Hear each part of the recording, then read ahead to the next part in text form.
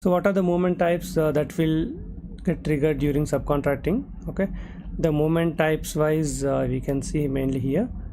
For finished product, whatever the product we are receiving, that is 101, and the components which we are getting consumed, that will be 543, and if we are taking any kind of byproduct, then 545. But mostly these two you need to in a straight regular process, these two movement types, 101 for finished product, components consumption 543.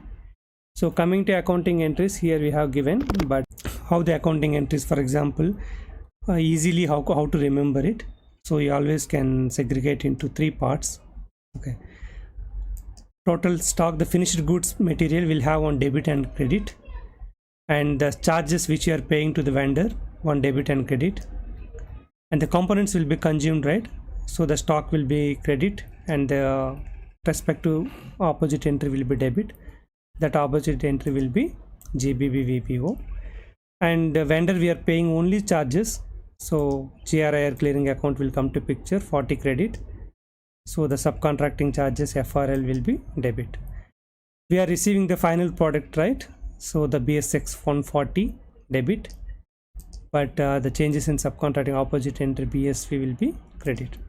So 3 segregation: finished product, service charges, components.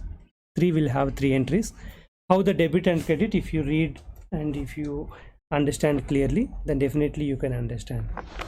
All you can get it easily. So invoice receipt is simple. We pay that $40 only. So the GRIR clearing account 40 debit and vendor account 40 credit.